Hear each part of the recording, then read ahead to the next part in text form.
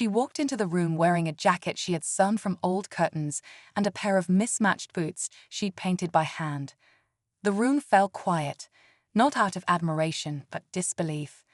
Laughter bubbled from the corners, whispers followed her like shadows, and even the teacher raised an eyebrow. "Is that what you're submitting?" Someone snickered, and a few others joined in, but she didn't flinch. She smiled, smoothed down the sleeve of her jacket, and kept walking. For as long as she could remember, people had mocked her fashion choices. Too weird, too loud, too different. In a world that praised trends and safe colors, her creativity stood out like neon in a sea of gray. Most people didn't get it, and they didn't try to. But she had a vision. While others spent hours copying magazine looks, she spent nights sketching wild designs and stitching scraps into something magical. It wasn't just clothing to her. It was her voice. Still, the ridicule didn't stop. Social media comments, hallway stares, group projects where she was quietly pushed aside. She started to wonder if maybe they were right.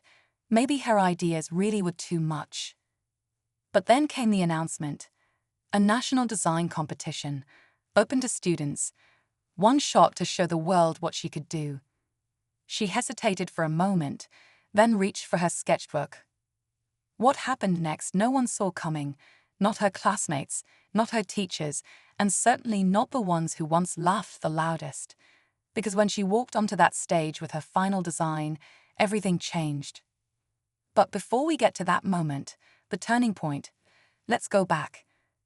Back to where it all really started, and how every insult became the thread that stitched her destiny. It started years earlier, in a small town where standing out wasn't celebrated, it was questioned. Her name was Mia, and from the moment she could hold a pencil, she was sketching dresses on the backs of school notebooks and napkins.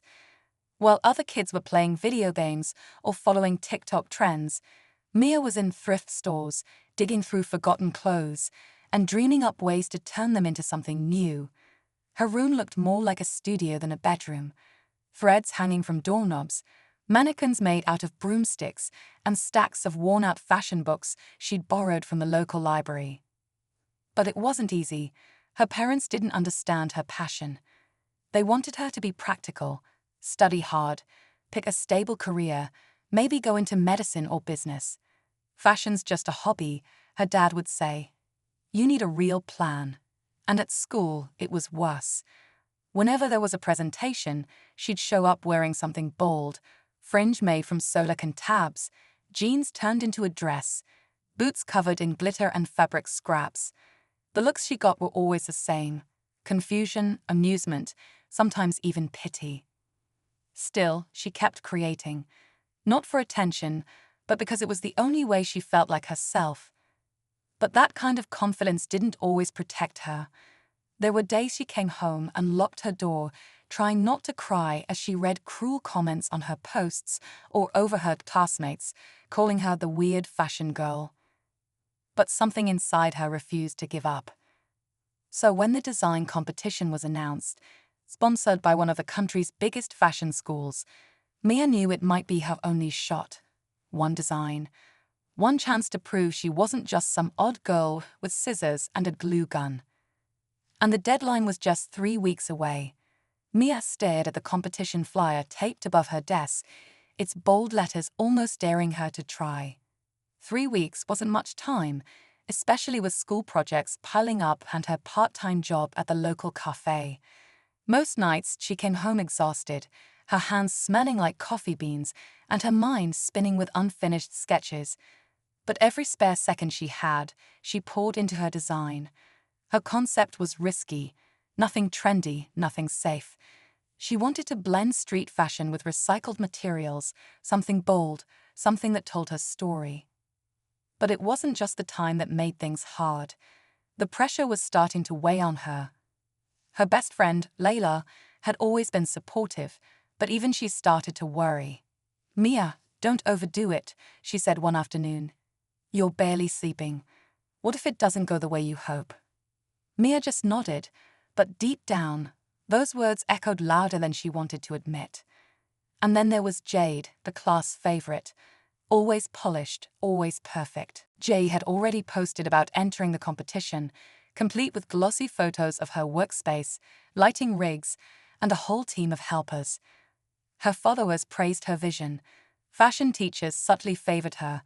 Everyone assumed she would win.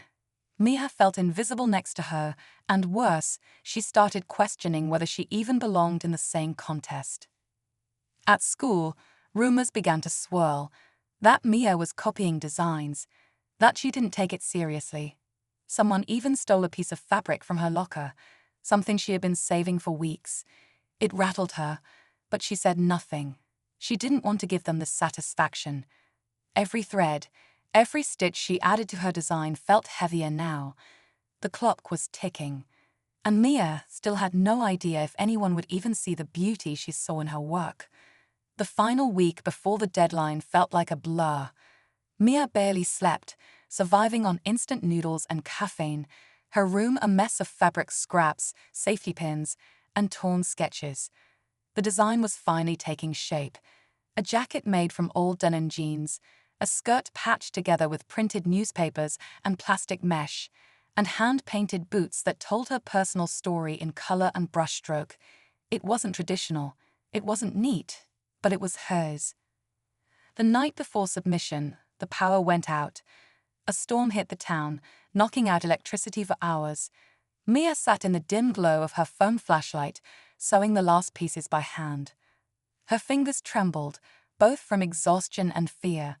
What if it wasn't enough? What if the judges laughed just like her classmates had? And then, just when she thought it couldn't get worse, she got a message. An anonymous post had gone up on the school's group chat. A photo of her unfinished design, taken without her knowledge. Captioned, "Asterisk, this is what happens when trash meets fabric. Design school. More like art therapy." Asterisk, dozens of laughing reactions followed. Her heart dropped. The photo had been taken in the art room. Someone had been watching her. For a moment, she froze. All that effort, all that hope, was it really worth it? Layla called her, trying to talk her down from quitting, reminding her why she started. But Mia didn't answer. She just sat there, the phone ringing, her design lying in her lap, unfinished and suddenly so fragile. The deadline was less than 12 hours away. Outside, the storm was still raging. Inside, a different storm was building. Mia had to choose, walk away from the dream she had fought for, or show up and risk being mocked one last time.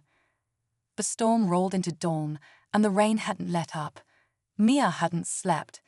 She stared at the nearly finished design on her mannequin, heart heavy, but still beating with something stubborn, something that hadn't quite given up. She packed up her outfit carefully, every piece wrapped in fabric to keep it dry, and headed out with trembling hands. The roads were flooded, and buses weren't running. So she walked, hood pulled over her head, soaked shoes squishing with every step, each block feeling longer than the last. At the school, the energy was buzzing. Designers were arriving with garment bags, assistants, makeup kits, and portfolios. Mia walked in unnoticed, clutching her piece like it was glass. No one offered her a glance, except Jade, who was surrounded by a circle of followers. She looked at Mia with a smirk, leaned in, and whispered something that made her group laugh. Mia tried to block it out, focusing instead on getting her design registered. But just as she handed in her name, one of the organizers paused. "Are you Mia Thompson?" he asked, flipping through a folder. "Yes," she said slowly. His brows furrowed. "We received an email this morning. Someone reported your entry. Said it was copied from an indie designer's lookbook posted last year. We have to investigate it before we can approve you for showcase."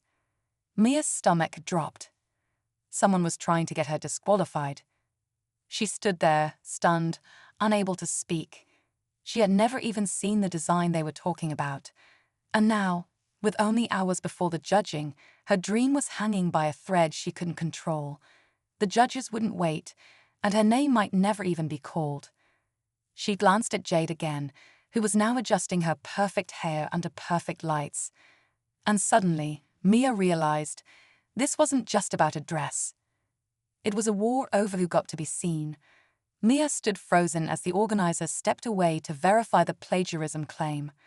Around her, everything moved in a blur, models getting fitted, photographers clicking away, designers chatting like this was just another fashion event. But to Mia, it was everything. All the nights spent sewing in silence, all the stares, the jokes, the pain, now hanging on one false accusation. She pulled out her sketchbook, flipping through pages marked with dates, fabric swatches, and the evolution of her idea from day one. When the organizer returned, she met his eyes with a calm that surprised even her. "I can prove it's mine," she said, opening the book. Page by page, she showed her process. Rough outlines, handwritten notes, the fabric receipts, even screenshots of early drafts she had sent to Layla. After a long pause, the organizer nodded. "You're cleared." She nearly collapsed with relief. Her piece was added back to the showcase lineup, barely an hour before the judges arrived. Backstage, as she adjusted her model's skirt, something unexpected happened. Layla came running in, phone in hand. "You need to see this." She pulled up a live video. Someone had leaked footage from the school's security cameras. It showed Jade and two others sneaking into the art room, snapping photos of Mia's unfinished design days before the group chat post. Within minutes, the video went viral on campus. Whispers turned into gasps. Jade was called aside. Her entry was pulled, her sponsors gone, and suddenly, the spotlight she had clung to slipped through her fingers. When Mia's design finally hit the runway, the crowd fell silent, not out of judgment but awe. The colors, the textures, the raw creativity, it was unlike anything else. When the winner was announced, the room erupted. Mia Thompson. But just as she stepped up to accept the award, a voice called out from the back. "I want to talk to you about a collaboration." Mia turned. It was a representative from a major fashion house. Winning the competition was just the beginning.